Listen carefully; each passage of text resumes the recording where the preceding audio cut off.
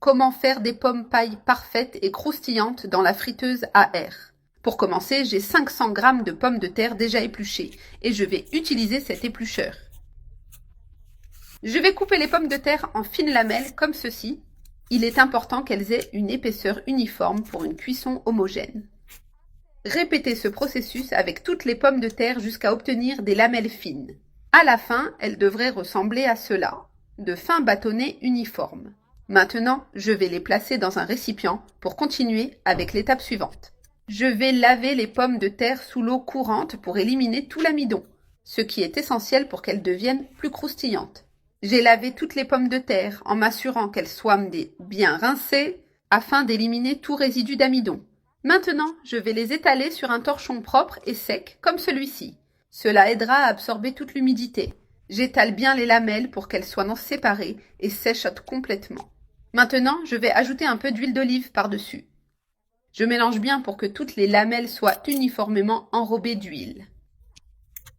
Cela aide à les rendre plus croustillantes et à leur donner une belle couleur dorée. J'ai décidé de les transférer dans un récipient plus grand, ce qui facilite le mélange et garantit que chaque lamelle soit bien imprégnée d'huile.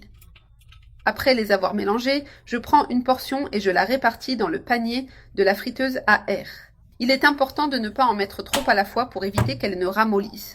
Une fois répartie, je place le panier dans la friteuse et j'ajuste la position. Maintenant, je vais fermer la friteuse et programmer 4 minutes à 180 degrés Celsius. Après 4 minutes, je retire le panier avec précaution car il sera chaud. J'utilise un crochet ou une spatule pour les manipuler et regardez, elles ont déjà commencé à dorer. Je les mélange légèrement pour les séparer et garantir une cuisson uniforme.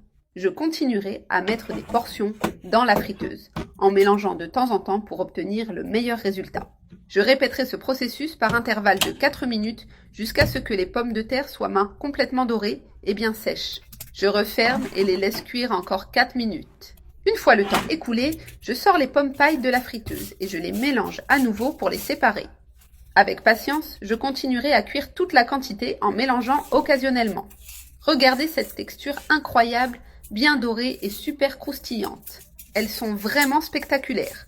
Je transfère les pommes, prêtes dans un bol, et je continue avec le reste. Ce n'était que la première portion, je ferai de même avec le reste des pommes de terre. Voici la prochaine portion qui est déjà prête. Je retire les pommes de la friteuse et regardez comme elles sont belles.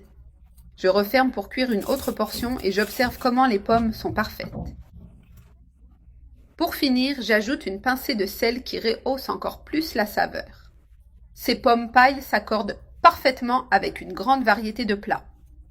Elles sont idéales pour accompagner des hot dogs ou des ragoûts comme le stroganoff. J'espère que cette recette vous a plu.